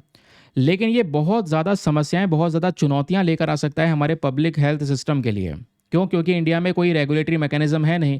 तो इंडिया में ये सारा का सारा जो यहाँ पर high fat salt sugar content है, ज़्यादा बिकेगा। तो इंडिया यूके का जो ये फ्री ट्रेड एग्रीमेंट हुआ है, इसके कॉन्टेक्स्ट में आपने डिटेल से बताना है कि ये जो ऊपर दिया गया स्टेटमेंट है ना, मतलब इस पूरे केस में आपने समझाना है कि कौन कौन से पॉलिसी मेजर्स हैं, कौन कौन से तरीके हैं जिससे हम अपनी पब्लिक हेल्थ को प्रोटेक्ट कर सकते हैं या पब्लिक हेल्थ को बचा सकते हैं। इस भद्दे फूड प्रोडक्ट से यहाँ पर बचने के लिए क्या क्या करना होगा। 250 शब्दों में लिखना है। 15 मार्क्स का क्वेश्चन है, हिंदी में रीड कर सकते हैं। वीडियो को पॉज करके आराम से उसके बाद में आंसर लिखिएगा और सबमिट करने के लिए टेलीग्राम पर जाना है। वहाँ पे जाकर लिखना है Deepak Yadav education mains group. Full form लिखोगे, मेरा टेलीग्राम चैनल मिल जाएगा। 80,000 से ज़्यादा लोग जुड़ चुके हैं। आप भी जुड़कर अपने आंसर्स को वहाँ पर सबमिट कर सकते हैं। लिखना कैसे है, तो ये आंसर का स्ट्रक्चर है। पहले इंट्रोडक्शन दीजिएगा 30 से 40 शब्दों में। एफटीए क्या है वो बताना, इंडिया एफटीए का एग्रीमेंट हुआ वो बताना। ठीक है, इंडिया ने अपना मार्केट ओपन कर दिया है स्पेशली फूड प्रोडक्ट्स को लेकर, वो बताना, जिससे अनहेल्दी प्रोडक्ट्स भारत में आएंगे। फिर थोड़ा सा बॉडी स्ट्रक्चर समझाना, जहाँ पे पब्लिक हेल्थ को लेकर क्या क्या चिंताएं हो सकती हैं वो समझाना है। फिर आपने ये समझाना है कि इंडिया में जो नियम कानून है वो ऑलरेडी बहुत कमज़ोर हैं, हम कौन सा सिस्टम का इस्तेमाल करते हैं, स्टार रेटिंग सिस्टम, ये सब चीज़ें मैंने आपको बता दिया। सेलिब्रिटी के थ्रू ज़्यादा चीज़ें प्रमोट की जा रही हैं। फिर दूसरा, इन सब से इंडिया में प्रॉब्लम्स कौन कौन सी हैं, अनहेल्दी फूड्स की वजह से हाइपरटेंशन या मोटापे की समस्या क्या है। फिर लास्ट में आपने पॉलिसी रिकमेंड करनी है कि आगे के लिए हमें क्या क्या करना होगा। लास्ट में कंक्लूजन मेंशन करना है। लास्ट में कंक्लूजन आप बता सकते हैं अपना 30 से 40 शब्दों में और आंसर को समाप्त कर सकते हैं। ठीक है, अगले न्यूज़ आर्टिकल पर आते हैं। अगला आर्टिकल क्या कहता है? तो दोस्तों अगला आर्टिकल भी हमारा पेज नंबर 5 पर ही है, जो हमने स्टार्टिंग में डिस्कस किया था, है ना, एलिफेंट वाला आर्टिकल। ठीक है, उसी के जस्ट नीचे आप लोग देख पाओगे ये वाला आर्टिकल प्रेजेंट है, जहाँ पे कोरल रीफ्स के बारे में डिस्कशन हो रहा है। और ये टॉपिक आपका GS paper number 3 environment and GS paper number 1 geography, दोनों के पॉइंट ऑफ व्यू से बेहद इंपॉर्टेंट है। क्या बात हो रहा है? पिछले 24 साल का एक सर्वे किया गया और उस सर्वे में ये पाया गया कि लक्षद्वीप आइलैंड्स जो हैं दोस्तों भारत के, इन लक्षद्वीप आइलैंड्स में पिछले 24 सालों में जो कोरल रीव्स हैं ये 50% से कम होती हुई नजर आई हैं। और इन कोरल रीफ्स के पीछे के मतलब कम होने के पीछे का रीज़न क्या है? सबसे पहला जो रीज़न यहाँ पर देखने को मिलता है वो है क्लाइमेट चेंज यानी टेम्परेचर का बढ़ना, जिससे हमारे समुद्र का पानी भी गर्म हो रहा है। और समुद्र के पानी के गर्म होने की वजह से इन कोरल रीफ्स के अंदर में एक कॉन्सेप्ट होता है कोरल ब्लीचिंग। तो कोरल ब्लीचिंग जैसी समस्या देखने को मिल रही है। तो ये कोरल ब्लीचिंग क्या होता है ना, एग्जामिनेशन के लिए ये बहुत इंपॉर्टेंट है, इसको याद रखिएगा। तो आप देखोगे इसी सर्वे के बारे में डिस्कशन हो रहा है जो मैंने अभी आप लोगों को पढ़ाया। आइए बात करते हैं थोड़ा सा कि पिछले 24 सालों के अंदर में कोरल रीफ्स डिक्लाइन हो चुकी हैं, 50% से रिडक्शन आ चुका है। 1998 से देखोगे तो 50% से कोरल रीफ कम होना ये समस्या है, क्योंकि यही कोरल रीफ हमारे एनवायरनमेंट की प्रोटेक्शन की तरफ काम करता है। इन्हीं कोरल रीफ्स की वजह से समुद्र की जो लहरें होती हैं, कई बार भयानक लहरें होती हैं, उन भयानक लहरों की जो एनर्जी है ये कोरल रीफ्स एब्जॉर्ब कर लेती हैं। तो तट के किनारे ज़्यादा तबाही नहीं आती। तो ये कोरल रीफ्स हमको एनवायरमेंटली भी बचाता भी है। लेकिन आज हम लगातार इतना प्रदूषण कर रहे हैं जिसकी वजह से ये रेट बढ़ता चले जा रहा है। ये कोरल ब्लीचिंग के इवेंट्स यहाँ पर बढ़ते चले जा रहे हैं।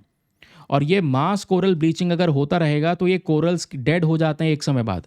ये डेड होने के बाद में रिकवर नहीं कर पाते। एक स्टेज होती है जहाँ से रिकवर कर जाते हैं, लेकिन एक स्टेज होती है जहाँ पे रिकवर नहीं कर पाते। और कोरल ब्लीचिंग कुछ समय तक मेंटेन रह गया तो इनका रिकवर होना मुश्किल होता है। वही कंडीशन हमारे लक्षद्वीप में देखने को मिल रही है।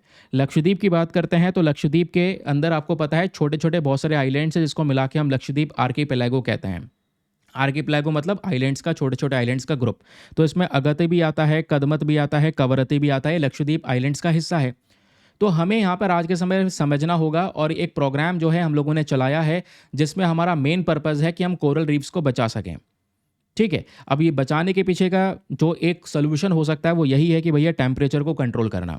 क्योंकि जैसे जैसे गर्मी बढ़ेगी समुद्र की गर्मी भी बढ़ेगी, यानी मैरिन हीट वेव्स इंक्रीज होंगी। मैरिन हीट वेव्स जो इंक्रीज हो रही हैं क्लाइमेट चेंज की वजह से, इसी की वजह से कोरल ब्लीचिंग होती है। और कोरल ब्लीचिंग होती कैसे है, इसके पीछे का एक साइंटिफिक रीज़न होता है।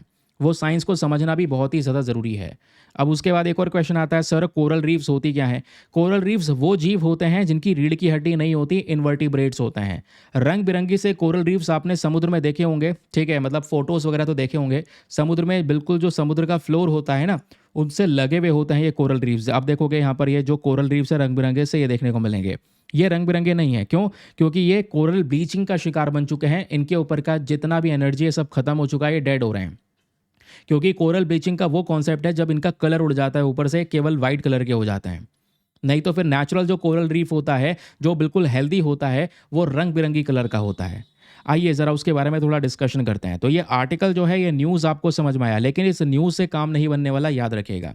एग्जामिनेशन में बहुत सारी चीज़ें इंपॉर्टेंट है, और मैं आपको बताऊं अगले साल कोरल रीफ को लेकर प्रश्न बनने के चांसेस ज़्यादा हैं। ज़्यादा पता है क्यों है? क्योंकि इसी साल मैंने एक और आर्टिकल डिस्कस किया था लगभग अप्रैल के महीने में। ठीक है, अप्रैल के महीने में ये मैंने आपको बताया था कि दुनिया के जो कोरल रीफ हैं वो कोरल रीफ में एक भयानक ब्लीचिंग इवेंट आ रहा है। और ये जो हार्मफुल ब्लीचिंग हो रही है इससे दुनिया भर में कोरल रीफ्स खतरे में हैं। और ये भी मैंने आप लोगों को बताया था कि जो फोर्थ फेज है वो भी यहाँ पर शुरू हो चुका है, यानी कि ये चौथा ग्लोबल ब्लीचिंग इवेंट है। जो पहले इतिहास देखोगे तो इतिहास में 3 ब्लीचिंग इवेंट्स आ चुके हैं। ऐसे इवेंट जब भारी मात्रा में कोरल्स खत्म हुए, मरे, तो अभी 204वां इवेंट शुरू हो चुका है। ये भी क्लाइमेट चेंज की वजह से हो रहा है। तो वही चीज़ आर्टिकल में मेंशन यहाँ पर की गई है कि जो चौथा कोरल ब्लीचिंग है ये सीरियस हो सकता है। इसके परिणाम कुछ दर्दनाक हो सकते हैं। इससे ओशन के जीवन पर एक पूरा इम्पैक्ट पड़ने वाला है। लाखों करोड़ों लोगों की ज़िंदगी पर असर पड़ने वाला है जो स्पेशली कोरल रीफ के ऊपर डिपेंडेंट है। आप कहोगे लाखों करोड़ों लोग, ऑब्वियसली, क्योंकि दोस्तों समुद्र के अंदर जो मछली, लॉबस्टर, ये सारे के सारे पल रहे हैं, इसी कोरल रीफ्स को कंज्यूम करते हैं, खाते हैं और पलते हैं। और इन्हीं मछलियों को यहाँ पे पकड़ते हैं हमारे मछुआरे, उसको एक्सपोर्ट करते हैं, उनसे कमाते हैं। तो कितने लोगों की ज़िंदगी इस पे दाव पे लगी हुई है। कोरल रीफ्स कितना ज़्यादा कह सकते हैं लोगों को अपने ऊपर डिपेंडेंट बनाता है। एक तो फूड का सोर्स भी है बहुत सारे एनिमल्स के लिए, जॉब का सोर्स भी है, उसके अलावा तट के किनारे हमारी प्रोटेक्शन भी करता है।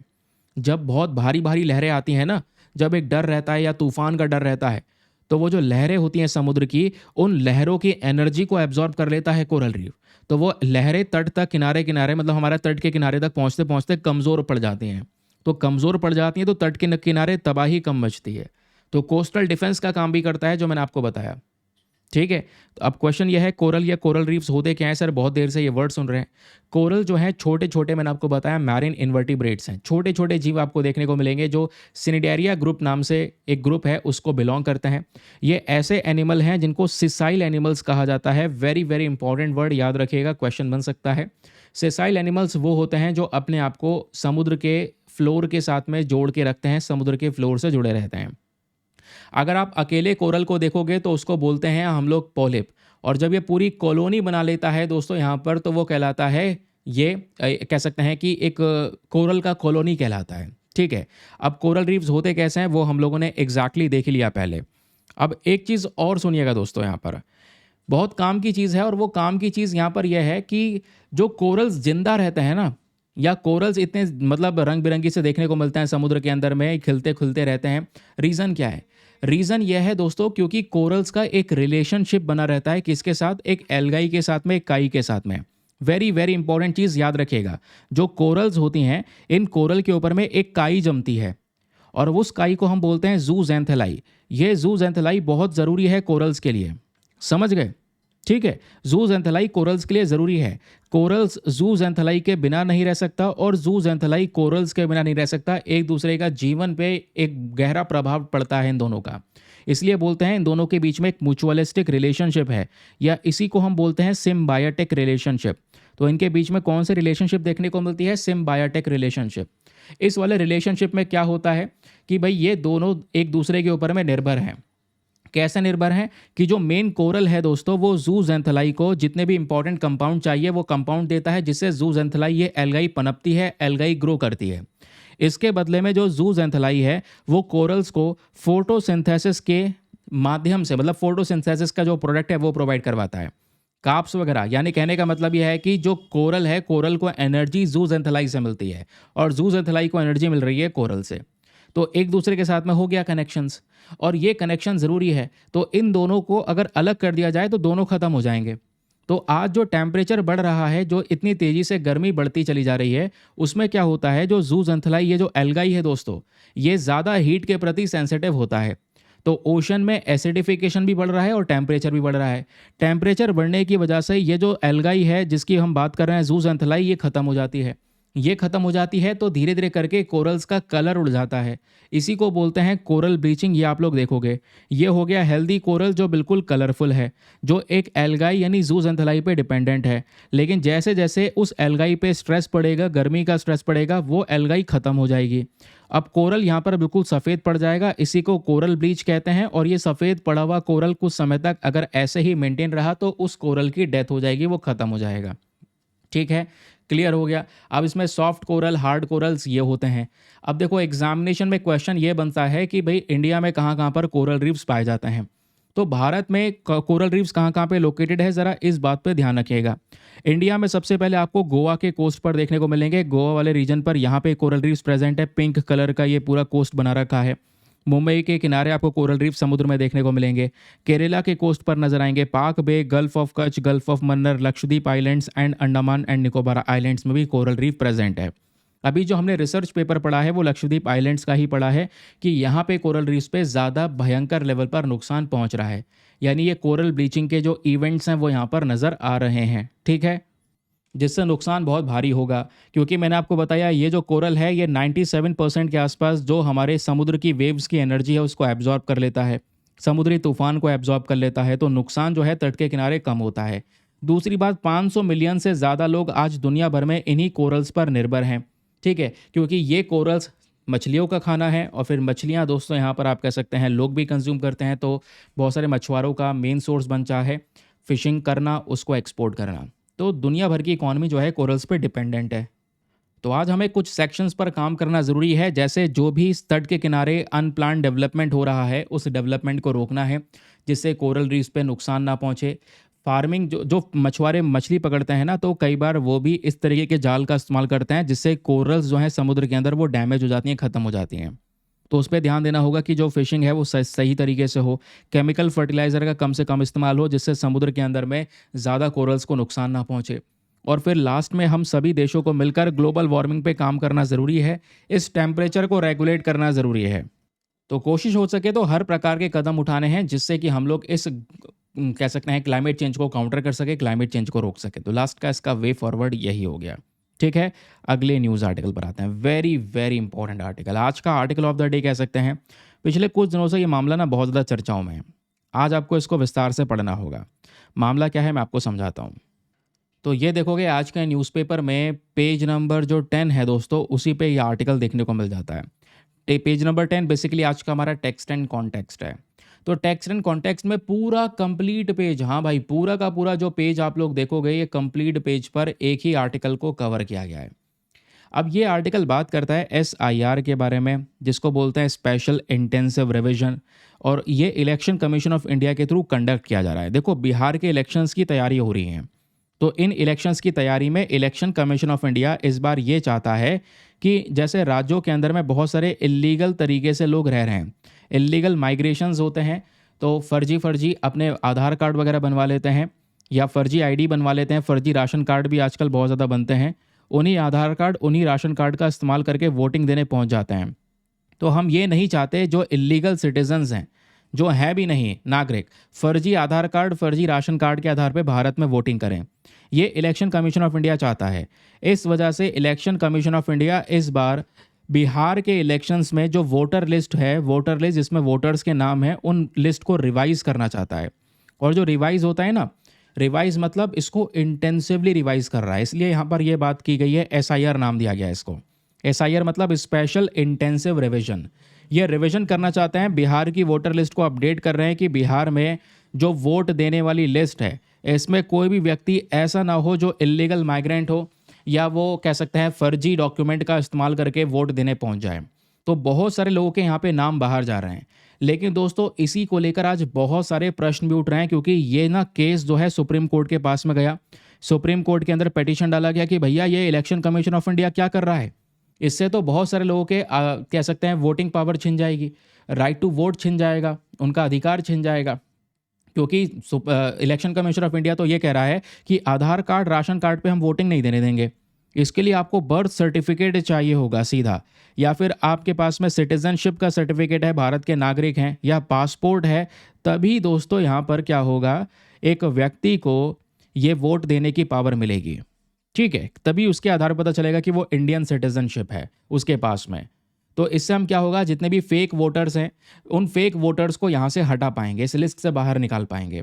लेकिन यहाँ पे पता है ना, ढेर सारे क्वेश्चन उठ रहे हैं कि सर ये आप ये इलेक्शन कंडक्ट करवा रहे हैं या NRC कर रहे हैं, या CAA की तरह यहाँ पर आप कह सकते हैं इम्प्लीमेंटेशन कर रहे हैं कि बहुत सारे लोगों के पास में वोटिंग पावर छिन जानी है, बहुत सारे लोगों के पास में डॉक्यूमेंट्स नहीं होंगे तब भी पावर छिन जानी है। तो इसमें ना आप कह सकते हैं पॉजिटिव भी शेयर किया जा रहा है, काफ़ी सारे लोग इसके सपोर्ट में है कि इलेक्शन कमीशन ऑफ इंडिया ने बढ़िया किया है कि भाई सीधा बर्थ सर्टिफिकेट है तो लेकर जाओ, जो डॉक्यूमेंट मांगे वो डॉक्यूमेंट दे दो, काम खत्म हो गया। ठीक है, तो ये भी बोला जा रहा है। लेकिन बहुत सारे लोग यहाँ पर इसके अगेंस्ट में भी हैं। अगेंस्ट में इसलिए है कि भाई फर्जी सर्टिफिकेट, तो सभी चीज़ों के फर्जी सर्टिफिकेट आज के समय पर चल रहे हैं। ठीक है, क्योंकि आप देखोगे बिहार में कोई पहली बार तो वोटिंग हो नहीं रही है, पहले भी वोटिंग हुई है, और 2003 में भी यहाँ पर वोटर लिस्ट तैयार की गई थी, वोटर लिस्ट बनाई गई थी। तो कुछ लोग यहाँ पर ये कह रहे हैं कि भैया 2003 में जो वोटर लिस्ट बनाई गई थी, उनमें जो इन लोगों के नाम हैं वो आपने एज इट इज़ रखे हुए हैं। ठीक है, इलेक्शन कमीशन ऑफ इंडिया ये कह रहा है कि 2003 के वोटर लिस्ट में जो नाम रखे गए हैं जिन लोगों के, वो एज इट इज़ मेंटेन है, उनको तो वोटिंग करने का चांस मिलेगा, वो नाम वैसे के वैसे मेंटेन रहेंगे। तो क्वेश्चन ये उठ रहा है कि 2003 में भी तो बहुत सारे लोगों ने फर्जी डॉक्यूमेंट का इस्तेमाल किया होगा, उसमें भी इलीगल लोग यहाँ पर होंगे।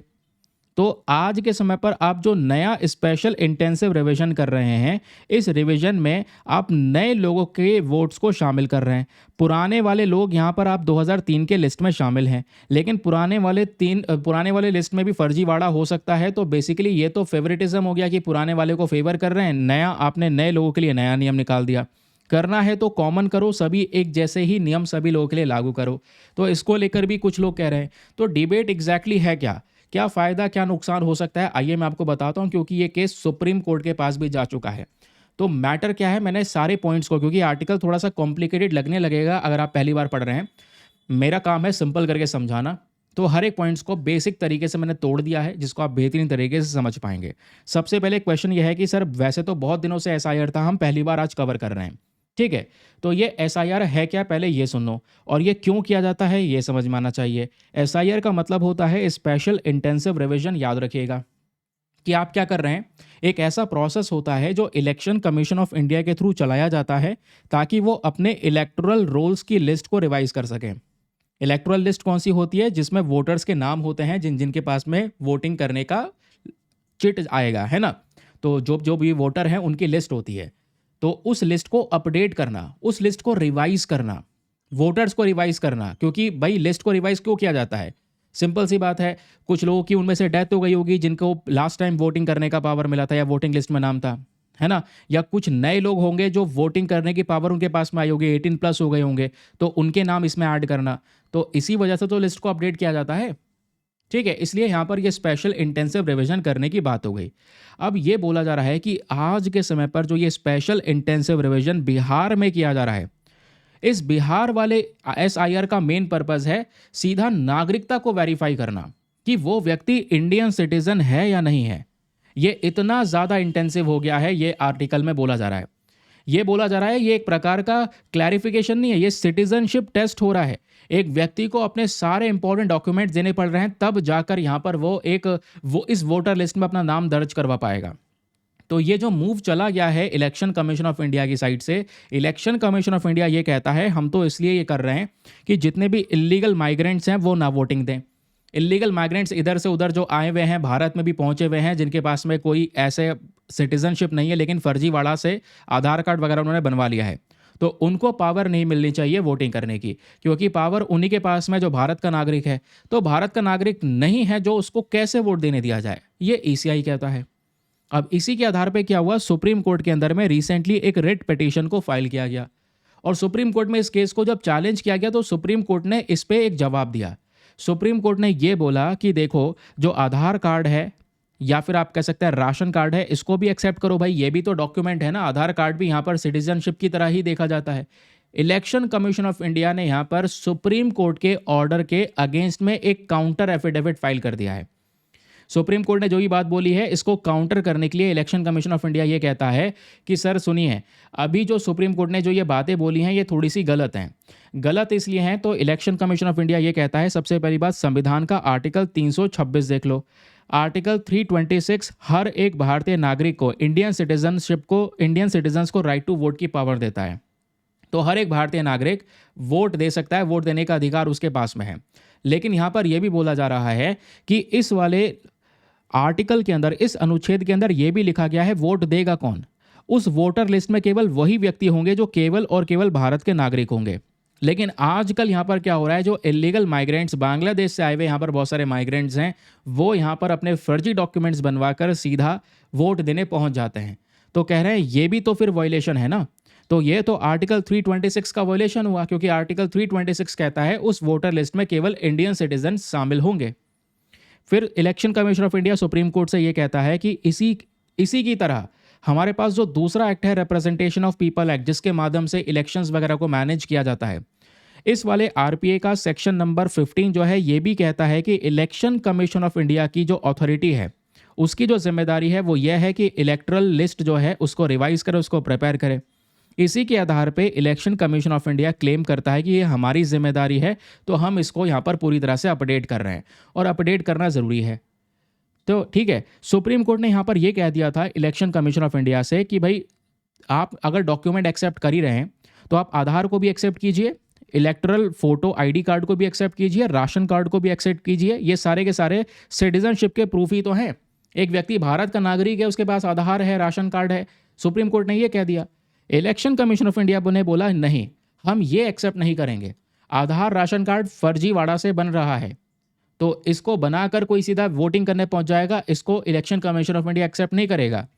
ईसीआई ये कहता है कि हम, अगर आपको वोट देना है तो आपको डॉक्यूमेंट सबमिट करने होंगे।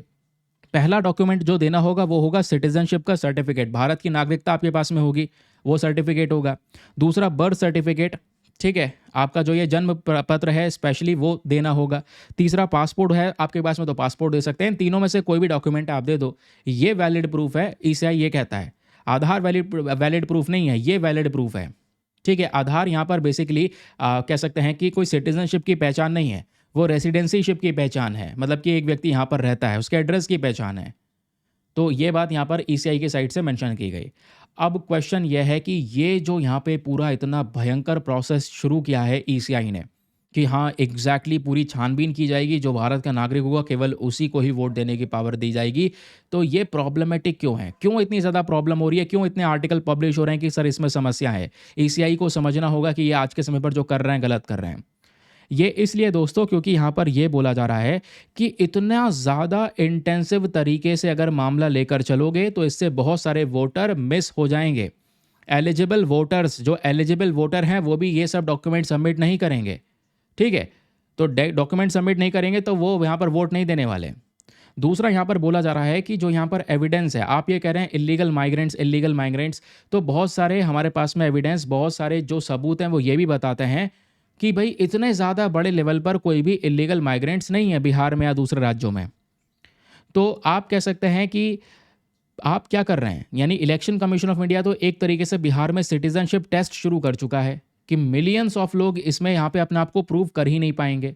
ये बात यहाँ पर बोली जा रही है। दूसरा यहाँ पे जो राइटर है वो एक्सप्लेन ये करते हैं कि भैया स्पेशल इंटेंसिव रिविजन का तो प्रोविजन ही कहीं नहीं है। अगर election commission of India representation of people act की बात करता है तो चलो उसी एक्ट को देख लेते हैं। आरपीए एक्ट जो है 1950 का, वो ये कहता है कि जब भी यहाँ पर इलेक्शंस होंगे तो इलेक्टोरल लिस्ट जो है जिसमें वोटर्स के नाम हैं उनको आप रिवाइज कर सकते हैं, उसमें एक स्पेशल रिवीजन कर सकते हैं, लेकिन इंटेंसिव रिवीजन नहीं कर सकते। इंटेंसिव रिवीजन किसी भी लॉ में डिफाइन नहीं किया गया है और इस समय पर election commission of India intensive revision कर रहा है जो अनक्लियर है। तो ये वैलिड भी नहीं होगा कि इतने ज़्यादा डिटेल्ड में सिटीजनशिप के डॉक्यूमेंट्स मांगना। दूसरा यहाँ पर यह कह रहे हैं कि इलेक्शन कमीशन ऑफ इंडिया ने 2003 की जो ये वोटर लिस्ट है उसमें कोई छेड़छाड़ करनी नहीं चाहिए। इलेक्शन कमीशन ऑफ इंडिया सीधा ये कहता है कि 2003 में भी बिहार के अंदर में वोटिंग हुई, तो जो वोटर लिस्ट तैयार हुई थी वो यहाँ पर इस नए वाले लॉ से एग्जेम्प्टेड है, उसको बाहर रखा गया है, वो अपवाद में है, ठीक है। उस पर यह सारा अप्लाई नहीं होगा। भैया आप 2003 में वोट दिए थे, हमको पता है, बस खाली 2003 वाला जो यहाँ पे कॉपी है वही सबमिट कर देना, काम खत्म। जबकि 20 साल हो चुके हैं, 20 साल में बहुत कुछ बदला होगा। 2003 वाली जो बिहार वाली लिस्ट है उसमें से बहुत सारे लोगों की डेथ भी हुई होगी, है ना, तो उसको भी चेंज करना ज़रूरी है ना। ये क्वेश्चनेबल है कि आप 2003 वाली लिस्ट के प्रति फेवरेटिज्म शो कर रहे हैं। ये यहाँ पर एक प्रश्न उठाया जा रहा है कि भाई उसमें भी तो चेंज करो, चेंज कर रहे हो तो सारा बदलो। आप नया लिस्ट लेकर आ रहे हैं, ठीक है। 2003 में जिन्होंने वोट दिया था उनको वोटिंग की पावर अभी भी मिल रही है। हो सकता है 2003 में भी कितने सारे इलीगल वोटर्स हो जो कि आप कह सकते हैं इस समय पर आप डिटेक्ट कर सकते हैं, या उस समय पर इलीगल वोटर्स पकड़े गए हों, तो है ना, ये सब चीज़ें भी हो सकती हैं। तो आपने दोनों आधार पे काम करना चाहिए था, आप एक ही आधार पे काम कर रहे हैं। तीसरा प्रॉब्लम यहाँ पर यह है कि भाई आपने क्या कर दिया, इस प्रोसेस को इतना गंभीर कर दिया कि ये तो सीधा नेशनल रजिस्टर ऑफ सिटीजन्स हो गया, एनआरसी कर रहे हैं, जो बेसिकली यहाँ पर आप कह सकते हैं अभी तक असम में कंडक्ट की गई है, कोई नेशनली तो इसको इम्प्लीमेंट नहीं किया गया है। तो इलेक्शन कमीशन ऑफ इंडिया कहता है कि देखो अगर वोट देना है तो ये सब चीज़ें तो प्रूव करनी होगी, क्योंकि सिटीजनशिप आपके पास में होगी तो भारत के नागरिक कहलाओगे, भारत का नागरिक ही तो वोट देगा। ये ईसीआई क्लेम करता है। ईसीआई क्लेम करता है कि देखो हमें ये डॉक्यूमेंट चाहिए तो चाहिए। अब सुप्रीम कोर्ट ने जो बोल दिया, अब सुप्रीम कोर्ट की बात को भी यहाँ पर वो टाल चुके हैं। सुप्रीम कोर्ट से भी यहाँ पर कह रहे हैं कि नहीं भैया, हमको बर्थ सर्टिफिकेट, पासपोर्ट, ठीक है, या फिर इंडियन सिटीजनशिप का सर्टिफिकेट ये चाहिए। ठीक है, क्लियर हो गया। आई होप आपको ये समझ में आ चुका है, ठीक है। अब ये थोड़ा सा बेकार सा डेटा है, वो हमारे काम का नहीं है।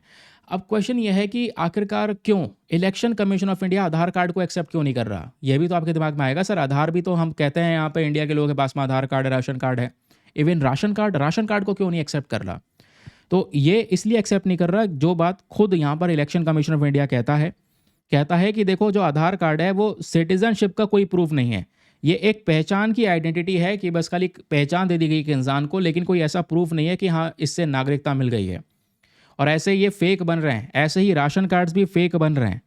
तो इसी को यहाँ पर इस्तेमाल करते हुए इलेक्शन कमीशन ऑफ इंडिया ने बोला कि हम यहाँ पर ये डॉक्यूमेंट्स नहीं यूज़ करेंगे। समझ गए। तो इसके आधार पे जो राइटर है वो ये कहते हैं कि इलेक्शन कमीशन ऑफ इंडिया का ये वाला जो लॉजिक है ना, ये वीक है, बहुत कमज़ोर है। क्योंकि समस्या यह है कि भारत में कोई भी डॉक्यूमेंट कंप्लीटली फुल प्रूफ नहीं है ना। कहीं ना कहीं देखोगे तो चाहे पुराने डॉक्यूमेंट्स भी हों, पुराने डॉक्यूमेंट्स में भी फर्जीवाड़ा हो रहा है।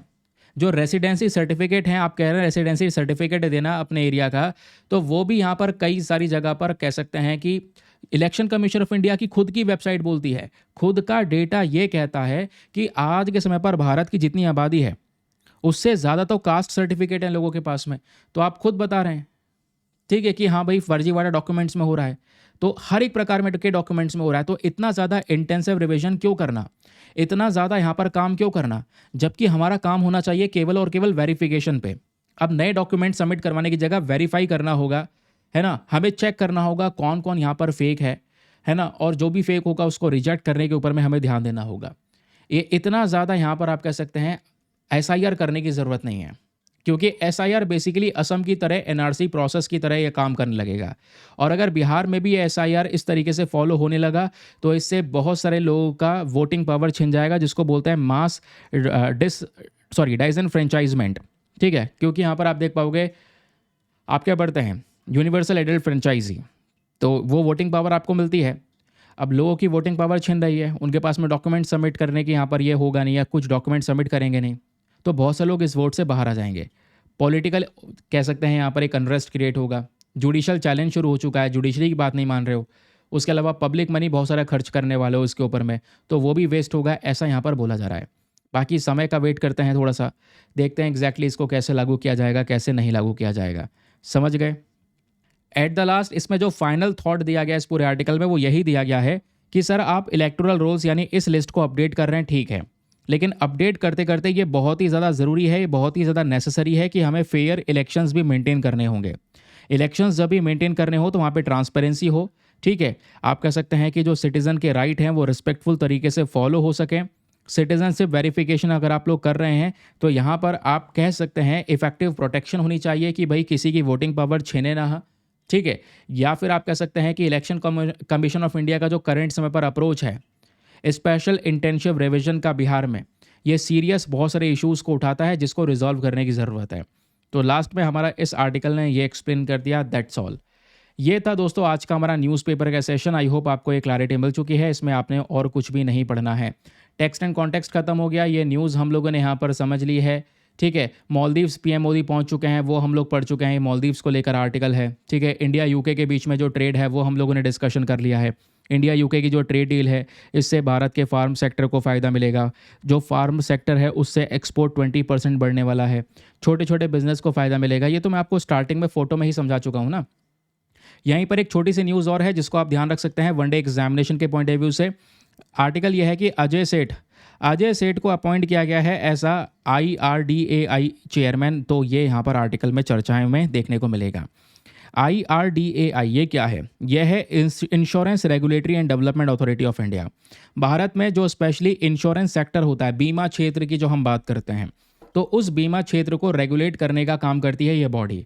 तो IRDAI के नए चेयरमैन अपॉइंट हो चुके हैं, नाम है उनका अजय सेठ। तो नए चेयरमैन का जो नाम है ये डायरेक्टली आपसे वनडे एग्जामिनेशन में पूछा जा सकता है, लेकिन अगर आप लोग यूपीएससी के लिए प्रिपेयर कर रहे हैं तो आपको डिटेल से प्रीलिम्स के पर्सपेक्टिव से स्पेशली इस insurance regulatory and development authority of India के बारे में पता होना चाहिए वो क्या है। तो आर्टिकल ये देखने को मिलेगा, न्यूज़ क्या है। अब एग्ज़ाम के लिए ये ध्यान में रखना, तो ये जो बॉडी है मैंने आपको बताया स्टैचुरी बॉडी है। प्रश्न यही बनता है ये बॉडी कॉन्स्टिट्यूशनल बॉडी है, स्टैचुरी बॉडी है, किस प्रकार की बॉडी है, ऐसे क्वेश्चन बनते हैं। तो IRDAI याद रखना एक प्रकार की स्टैचुरी बॉडी है, एक ऐसी बॉडी जो एक एक्ट ऑफ पार्लियामेंट यानी लॉ के माध्यम से, कानून के माध्यम से बनाई गई है। और वो कौन सा एक्ट है? वो है IRDA एक्ट 1999, इसी के माध्यम से बनाई गई है। समझ गए। तो ये काम करती है एज एन ऑटोनोमस अथॉरिटी, खुद से अपने डिसीजन लेती है, लेकिन ये कौन से मंत्रालय के अंडर में आती है? मिनिस्ट्री ऑफ फिनांस के अंदर आती है। पैसों की बात हो रही है, इंश्योरेंस की बात हो रही है, तो याद रखिएगा ये फिनांस मिनिस्ट्री के अंदर में बॉडी आती है। इसका मेन पर्पज़ है भारत के इंश्योरेंस इंडस्ट्री को रेगुलेट करना और उसको प्रमोट करना, है ना। स्पेशली जो पॉलिसी होल्डर्स हैं, स्पेशली वो लोग जिन्होंने इंश्योरेंस करवाया है, आपने कोई जीवन बीमा करवाया है, तो आपके राइट्स को प्रमोट करना, आपके राइट्स की सुरक्षा करना, क्योंकि आपके साथ में कुछ गलत हुआ है तो आप यहाँ पर IRDAI के पास में जा सकते हैं अपनी कंप्लेंट्स को लेकर, वो आपके राइट्स की प्रोटेक्शन करेगा। तो इंश्योरेंस बिजनेस को यहाँ पर फेयर तरीके से कंडक्ट करने में काफ़ी ज़्यादा हेल्पफुल माना जाता है IRDAI। तो हमारे पॉलिसी होल्डर्स की सुरक्षा करना, इंडस्ट्री को रेगुलेट करना, सेक्टर्स को डेवलप करना, वो मैं आपको बता चुका हूँ। दूसरी तरफ दोस्तों अगर आप लोग देखोगे तो आज के समय पर बहुत सारी जो एंटिटीज़ हैं, बहुत सारी कंपनीज जो हैं, ये IRDAI रेगुलेट करता है। यानी भारत की जो ये insurance development authority of India है, ये इंडिया के अंदर में इंश्योरेंस की अलग-अलग कंपनीज़ को कंट्रोल करने का काम करता है, रेगुलेट करने का काम करता है। जैसे सबसे पहले LIC life insurance companies, LIC हो गया, HDFC लाइफ हो गया, इसको यहाँ पर रेगुलेट करता है। दूसरा, जनरल इंश्योरेंस कंपनीज़ को रेगुलेट करता है, stand alone health insurance companies को रेगुलेट करता है, री इंश्योरेंस कंपनीज़ को रेगुलेट करता है। कुछ इंटरमीडियरीज हो गए जैसे कॉर्पोरेट एजेंट्स, इंश्योरेंस ब्रोकर्स हो गए, है ना, उसके अलावा थर्ड पार्टी एडमिनिस्ट्रेटर हो गए, इन सब को रेगुलेट करने का काम IRDAI का है। याद रखना, भारत में जितनी भी इंश्योरेंस से संबंधित कंपनीज़ हैं वो सब रेगुलेट करता है IRDAI। क्लियर। लास्ट में आते हैं, बिल्कुल लास्ट पॉइंट है IRDAI का मेन स्ट्रक्चर, कि इसमें कौन कौन लोग शामिल होते हैं। याद रखिए, इसका जो मेन हेड ऑफिस है वो हैदराबाद में है। वेरी वेरी इंपॉर्टेंट, प्रीलिम्स में आप लोगों से क्वेश्चन बन सकता है। फिर बात आती है कॉम्पोजिशन की, तो IRDAI में एक होता है चेयरमैन, 5 होते हैं इसके फुल टाइम मेंबर्स, 4 होते हैं पार्ट टाइम मेंबर्स। तो 5 4 हो गए 9, और एक ऊपर 4, एक चेयरमैन हो गया 10। तो टोटल यहाँ पर 10 मेंबर्स आपको देखने को मिलेंगे इस IRDAI के अंदर में। याद रखना, एक तो हो गया हमारा मेन चेयरमैन, 5 इसके फुल टाइम मेंबर्स हो गए, और 4 इसके पार्ट टाइम मेंबर्स हो गए। और ये सभी मेंबर्स को, यानी इन 10 के 10 मेंबर्स को अपॉइंट कौन करता है? भारत सरकार, यानी गवर्नमेंट ऑफ इंडिया यहाँ पर इन सभी मेंबर्स को प्रमोट करती है। क्लियर हो गया? तो ये भी आपको समझ में आ गया होगा। काम खत्म, और ये वाला आर्टिकल भी समाप्त। तो ये दोस्तों आज का हमारा न्यूज़पेपर सेशन, जितनी भी रेलिवेंट चीज़ें हैं वो हमने ख़त्म कर ली है, नोट्स बनवा दिए हैं। पेड ग्रुप में वो PDF चाहिए तो पेड ग्रुप की इन्फॉर्मेशन आपके सामने यहाँ पर प्रेजेंट है। चलिए, इसी के साथ में करते हैं लेक्चर को समाप्त। मिलते हैं आप लोगों से नेक्स्ट वीडियो में। आज के लिए bye bye, have a nice day, thank you and जय हिंद।